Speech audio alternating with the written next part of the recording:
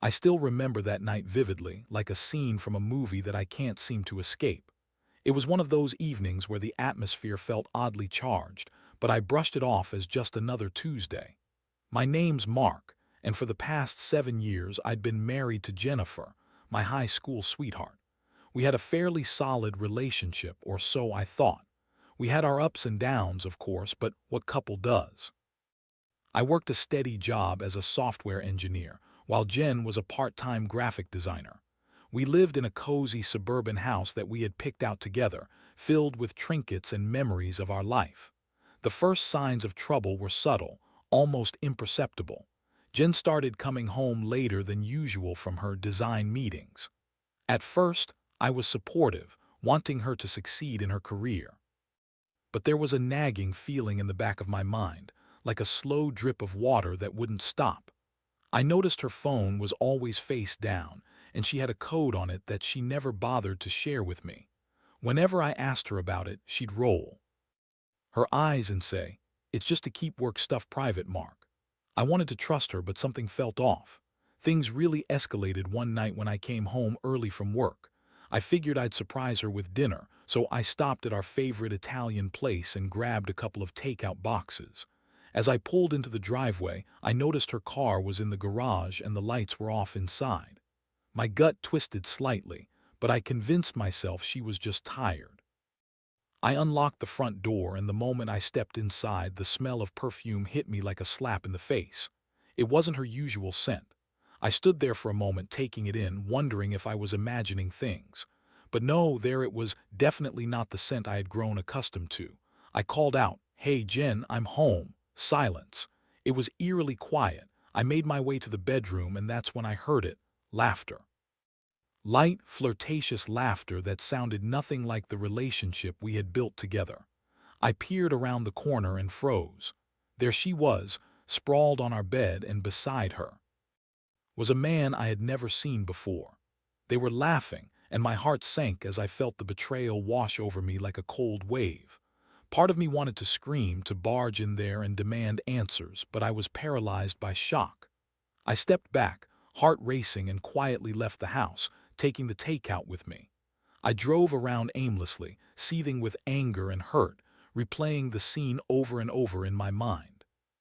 It felt surreal, like watching a horror movie where you know the characters are about to make a terrible mistake.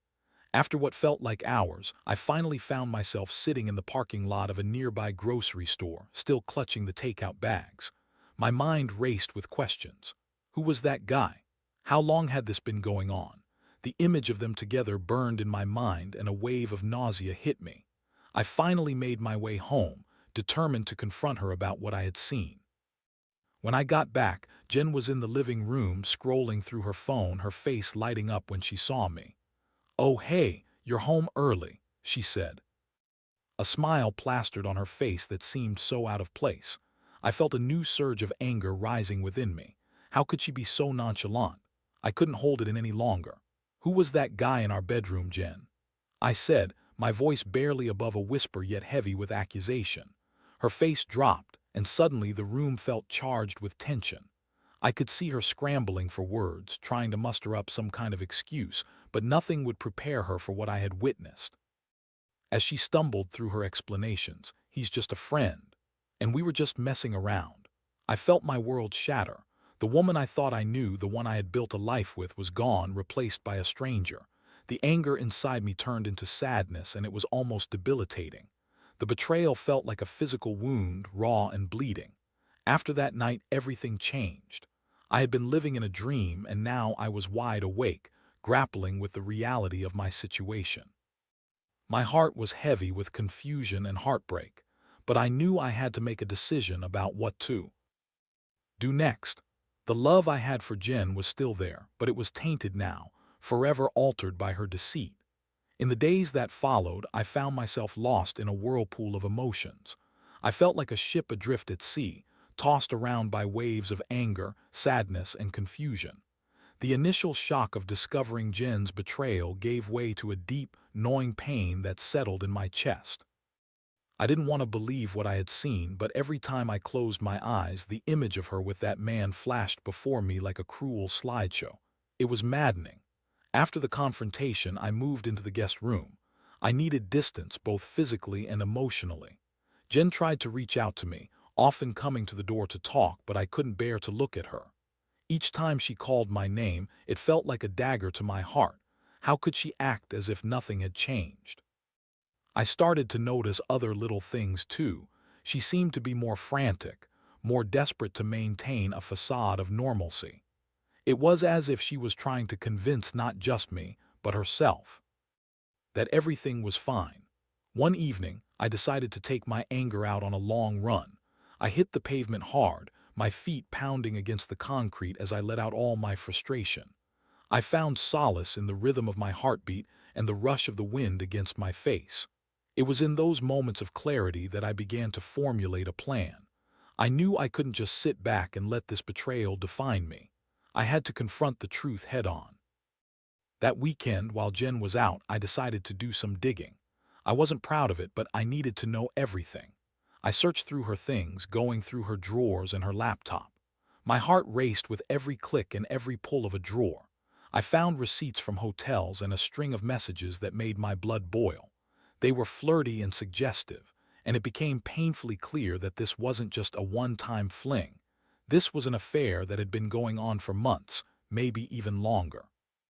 The betrayal cut deeper than I ever thought possible.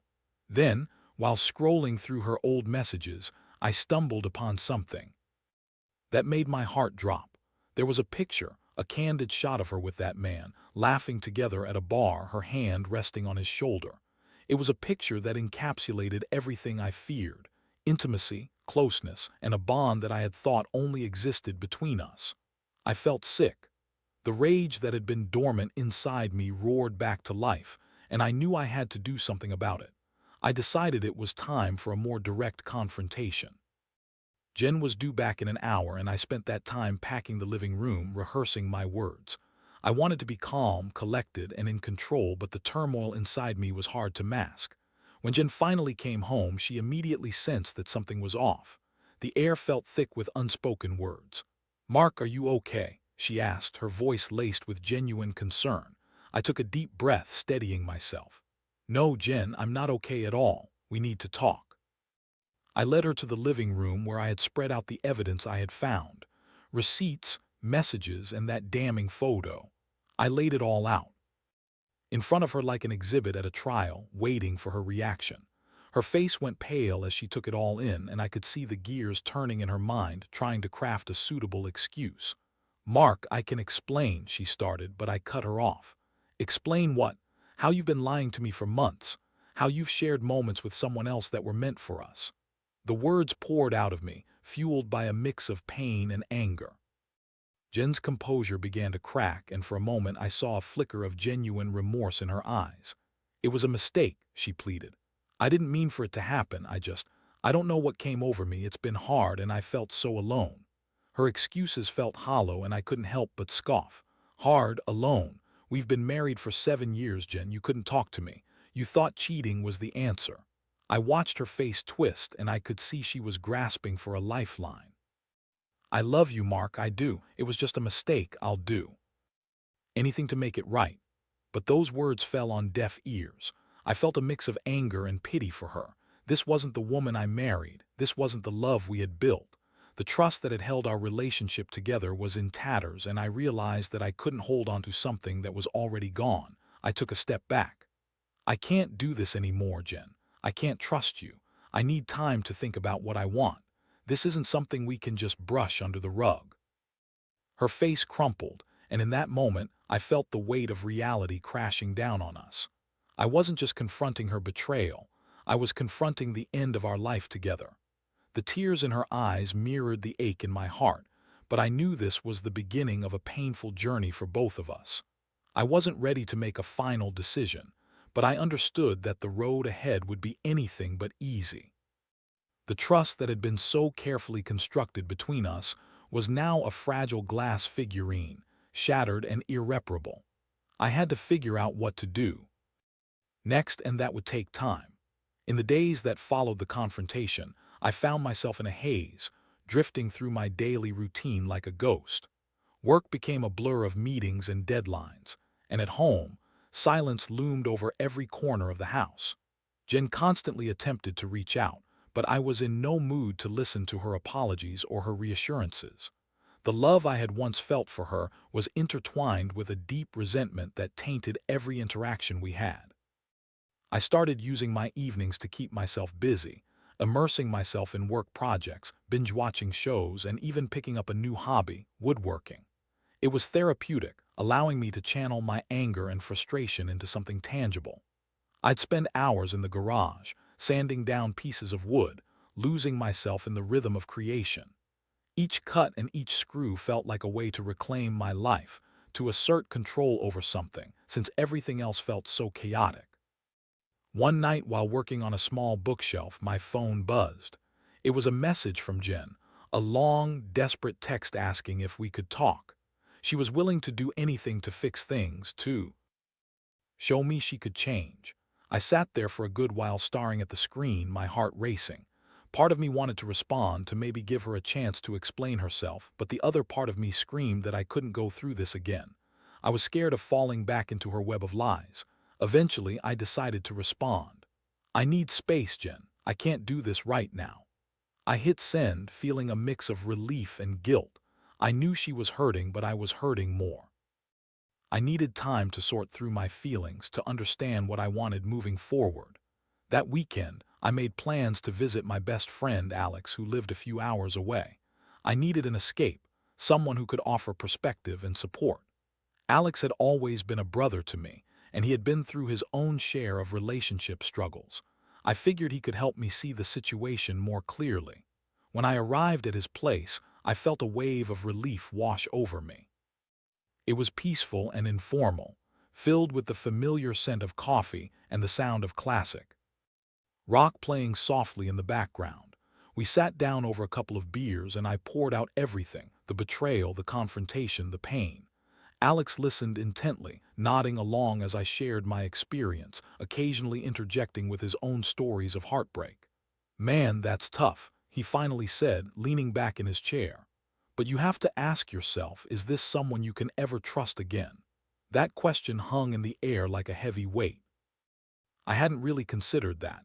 I was so focused on the immediate hurt that I hadn't allowed myself to think about the long-term implications. The idea of rebuilding trust seemed daunting, nearly impossible. "Honestly, I don't know," I admitted, taking a long swig of my beer. "I want to believe that people can change, but this feels different. This was a deep betrayal, one that shakes the very foundation of what we had." "I get it," Alex said, his tone serious. "But you also have to think about what's best for you. If you can't see a future together, it might be time to let go, even if it hurts. Staying out of pity isn't fair to either of you." His words resonated with me. I realized I had been grappling with the idea of pity for Jen, fearing that leaving her would shatter her completely. But what about me? What about my happiness?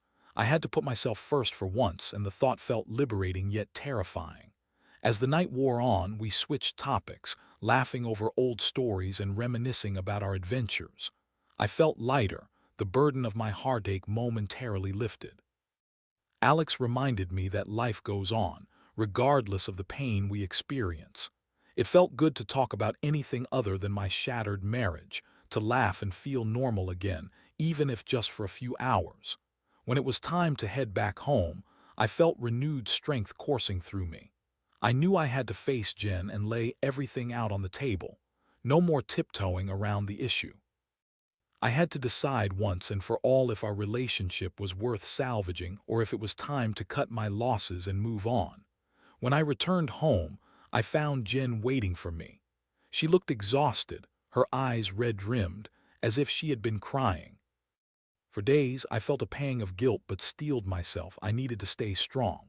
"Mark, I've missed you so much," she said, her voice shaky. "Can we talk?" I nodded, leading her to the living room. I took a deep breath, gathering my thoughts. "I've been thinking a lot, Jen. It's clear that we need to have a real conversation about what happened." She nodded, her expression earnest. "I know I messed up. I can't change the past, but I want to make it right. I love you and I want to fight for us." Her words were heavy and I could see the sincerity behind them, but the question remained. Could I believe her? I took a moment to collect my thoughts, feeling the weight of the decision ahead of me. Love isn't enough, Jen, I said finally, my voice steady but pained. We've built our lives around trust, and you shattered that. I need to know if rebuilding it is even possible. Jen's face fell, and I could see the struggle within her as she processed my words. I'll do whatever it takes, Mark. I'll go to counseling, I'll be honest, I'll prove to you that I can change. I nodded slowly, weighing her offer. My heart screamed to let her go, to protect myself from further pain, but a small part of me still clung to what we had built together. It was a delicate balance, teetering on the edge of hope and despair. Maybe we can try counseling, I finally said, my voice barely above a whisper.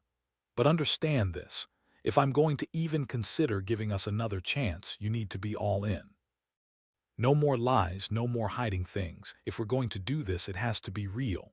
Her face lit up, and I could see the relief wash over her. I promise, Mark, I'll do everything I can. But as I watched her smile, I felt a familiar ache in my heart. I was still standing on the edge, not knowing if I was ready to leap back into the unknown or turn away for good. The journey ahead was going to be long and arduous, filled with uncertainty. But for the first time in a while, I felt like I was finally taking control of my own path. The next few weeks were a whirlwind of mixed emotions. I entered a sort of limbo where the past and future collided. We started attending counseling together, something I had been hesitant to commit to, but I had to admit that it felt like a step in the right direction. The therapist, a calm, grounded woman named Dr. Simmons, helped us navigate the choppy waters of our relationship. In our sessions, Jen opened up about her feelings and explained how she had felt neglected, how the pressures of work and daily life had left her feeling lonely. I listened, not without skepticism, but I tried to remain open to her perspective. It was hard to reconcile the woman I loved with the one who had betrayed me, but I wanted to believe that we could rebuild. Dr. Simmons encouraged us to communicate openly, to express our needs without fear. It was a new dynamic for us, and I could feel Jen trying to be honest, to reach out to me in ways she never had before. I thought back to the times I had been so focused on my work that I had unintentionally neglected her feelings. It did. Excuse her actions, but it added context to her betrayal. One evening, after a particularly intense session, we sat in the car outside the therapist's office, silence hanging thick in the air. I was lost in thought, processing everything we had discussed. Jen reached over and squeezed my hand gently. I know this is hard, but I really want to make this work, Mark. I'm so sorry for everything. I turned to her, searching for sincerity in her eyes. I want to believe you, Jen. But it's going to take time. Trust isn't something that can be rebuilt overnight. Just give me a chance, she implored, her voice catching slightly. I'll show you, I'll prove to you that I'm committed to making this right. That night, I went to bed with a sense of unease. The idea of rebuilding trust felt like trying to piece together a shattered vase. I wanted to give it a chance, but the jagged edges of my heart were still raw from the betrayal. I found myself oscillating between hope and despair, wondering if I would ever truly be able to forgive her. As the weeks turned into months, we continued our sessions with Dr. Simmons. Some days felt like progress, while others felt like we were spiraling back into old arguments and unresolved feelings. There were moments when we would laugh together, reminiscing about the good times we had shared, only for the laughter to be interrupted by the weight of unspoken pain. It was exhausting trying to maintain a sense of normalcy while our relationship felt so fragile. One evening, as the sun began to set, I decided to take a walk around our neighborhood. I needed to clear my mind. I had been wrestling with the decision of whether or not I could truly forgive Jen and allow myself to love her again. As I walked past familiar houses, memories flooded my mind, memories of our early days together, the dreams we had shared, and the love that once felt so solid. As I made my way back home, I noticed a couple walking hand in hand, laughing together. They looked so happy, and a pang of envy struck me. I wanted that feeling again. I wanted to be free of the burden of betrayal, to feel secure in my love for Jen. When I got home, I found Jen sitting on the couch, engrossed in a book. She looked up and smiled as I entered, and for a moment my heart softened. But then I caught a glimpse of her phone on the coffee table, a reminder of the secrets that had once separated us. "Hey, can we talk?" I said, taking a seat across from her. "Sure, what's up?" she asked, setting down her book, her full attention on me. "I was thinking about us, about where we're headed. I know we've been going to therapy, but I want to know if you're truly committed to making this work, because I can't keep living in limbo. I need to know that you're all in." Her expression shifted, and I could see the seriousness of my words sinking in. "I am, Mark, I promise. I want us to be happy again. I want to rebuild what we had. I'll do whatever it takes." "Then let's make a plan," I said, feeling a spark of determination. "Let's set some goals for ourselves. Maybe we can do date nights again, spend more quality time together, and really focus on communicating without the pressure of counseling." She smiled, and I could see a glimmer of hope in her eyes. "I'd love that. I miss us, Mark." That week, we set aside Friday nights as our designated date nights. It was simple enough, but it felt significant. We picked our favorite local diner and made it a point to put our phones away, focusing solely on each other without distractions. It was refreshing to connect without the heaviness of our past lingering in the air.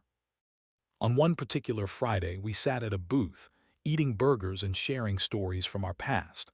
I watched Jen light up as she recounted a silly memory from our early days together, her laughter infectious. For the first time in a long while, I felt a sense of warmth return to our relationship. But right beneath that warmth, a nagging doubt persisted.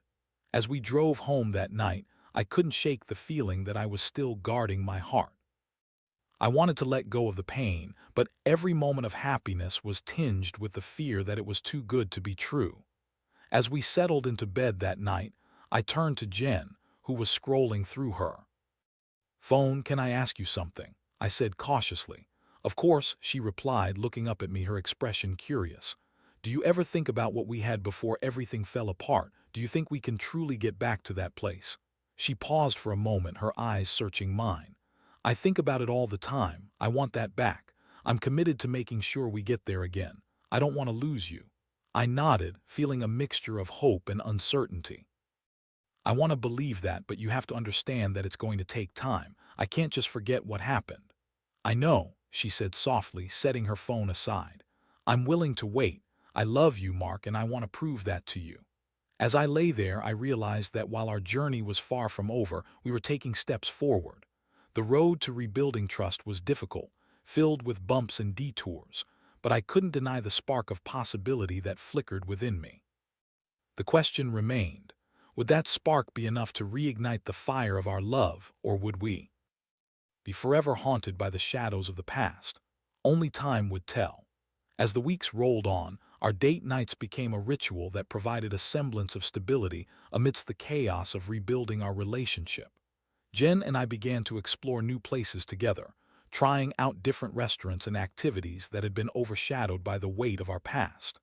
I could see the effort she was putting in, and it warmed my heart, but the fear of being hurt again always lingered in the periphery of my mind. We had agreed to start fresh, to focus on the present rather than constantly revisit the past. Yet there were nights when the shadows crept back in, and I found myself questioning her every move. I often caught myself watching her like a hawk, scrutinizing her interactions and searching for signs of deceit. It was exhausting, and deep down, I knew it wasn't healthy for either of us. One evening, while Jen was in the shower, I found myself scrolling through her social media. I had promised myself I wouldn't, but the urge was hard to resist. I stumbled upon a few of her old posts, snapshots of happier times, and my heart ached. I wanted to reach that place again where our love was strong and unblemished. But then I saw a comment from that man, let's call him Jason, the one who had disrupted our lives. He had commented on a picture of her laughing with friends, writing, "Miss those times. Let's catch up soon." A wave of nausea hit me like a tidal wave. I felt the blood rush from my face as anger bubbled up inside. I had thought we were progressing, that Jen was truly committed to us, yet here was a ghost from her past lurking in her present. I couldn't shake the feeling that the past might not be as buried as I had hoped. When Jen emerged from the bathroom, I confronted her. "Who's Jason?" I demanded, my voice sharper than intended. Her face fell, and I could see the surprise and then a flicker of guilt wash over her. What? Mark, it's just an old friend from college. We've spoken a few times, but it's nothing serious. Nothing serious. I scoffed, feeling the heat rise to my cheeks. He's commenting on your post, saying he wants to catch up. You call that nothing? Mark, please, she started, her voice pleading. You know I'm trying to move forward. I haven't seen him in years. I promise it's not what you think. I stood there, wrestling with my emotions. My heart was pounding, and suddenly everything felt like it was unraveling again. But how can I trust you if you're still in contact with him? It feels like you're keeping secrets. I'm not keeping secrets, she insisted, a hint of desperation creeping into her voice. I didn't even think twice about his comment. I swear it's just friendly. Friendly? I echoed, incredulous. After everything that's happened, how can you expect me to believe that? The tension in the room thickened, and I could feel the walls closing in.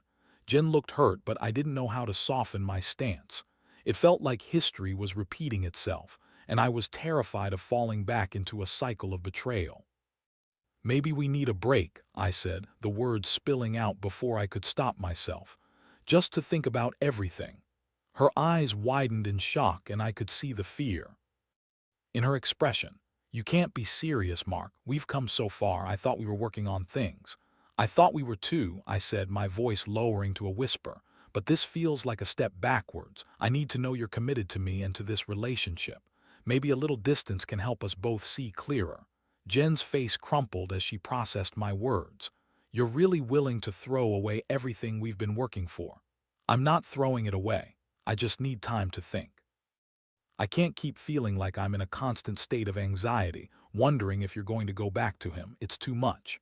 The silence that followed felt deafening. I watched the emotions flicker across her face, hurt, frustration, and then something else, resolve. Okay, she said finally, her voice steady. If that's what you need, then I'll respect your decision.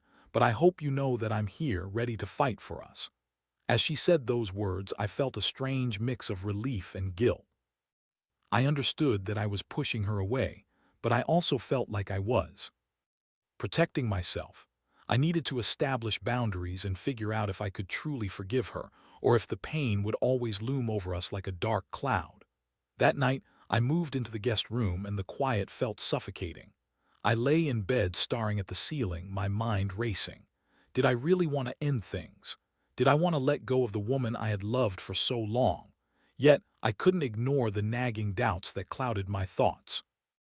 Days turned into a week of silence, and I spent my time reflecting on what I really wanted. I missed Jen terribly.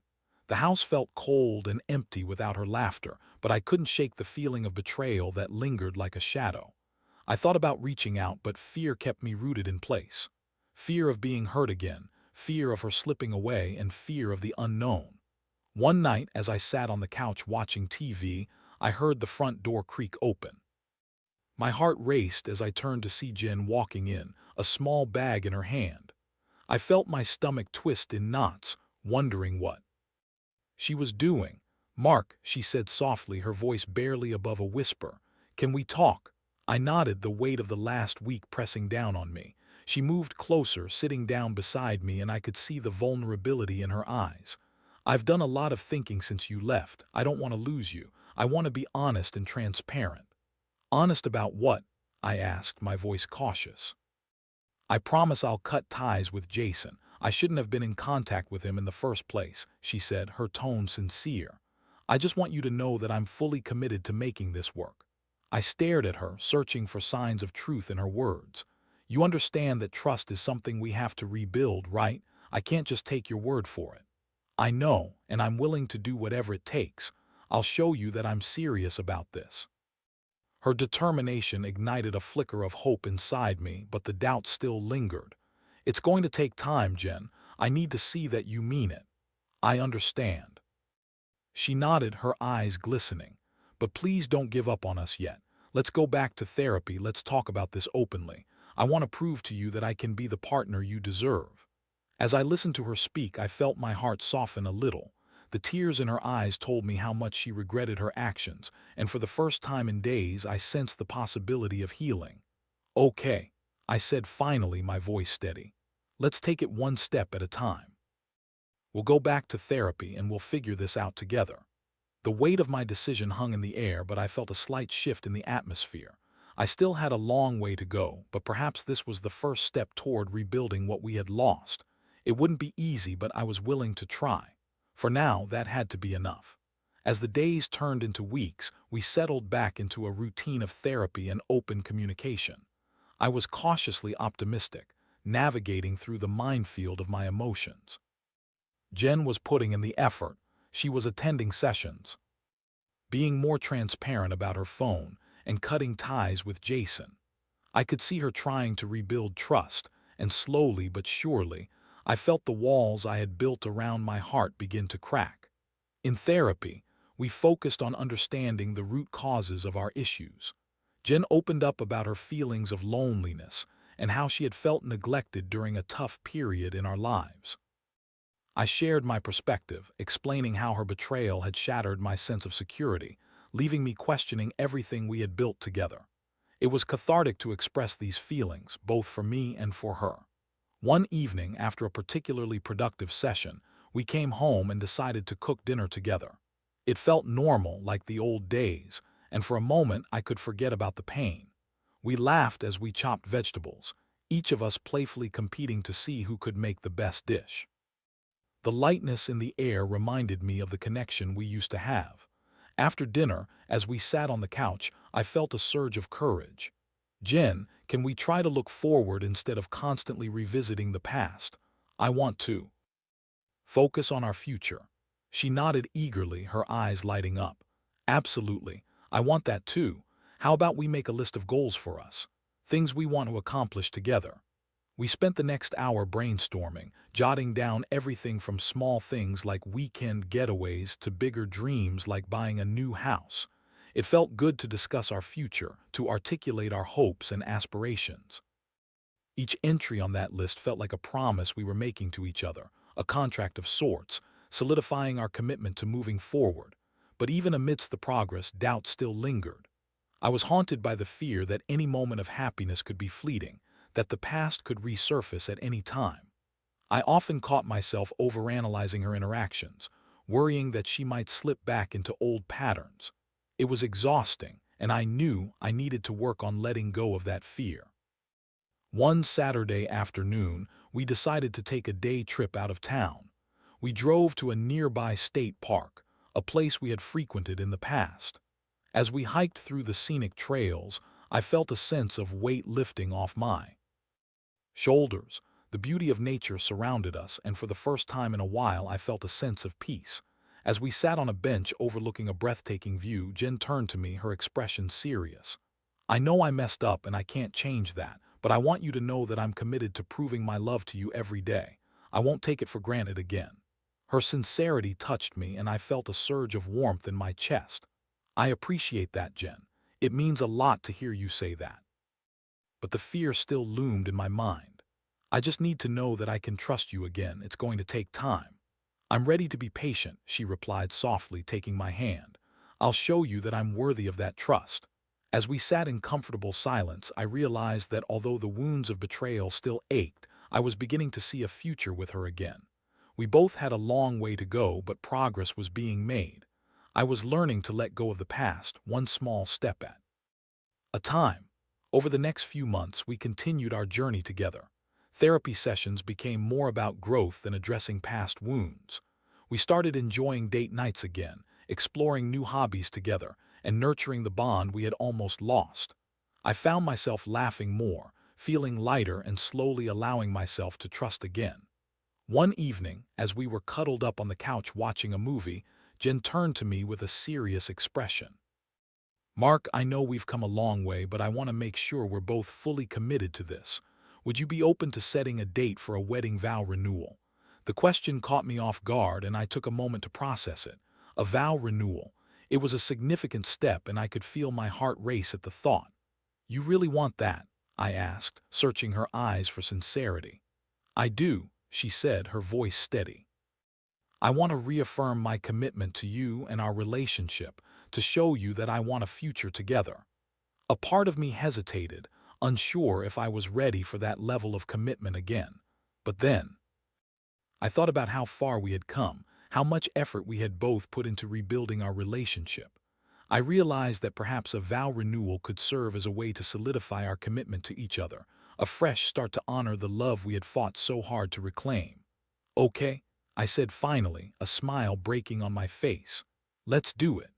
As we embraced, I felt a wave of relief wash over me. For the first time in a long while, I felt hopeful about our future.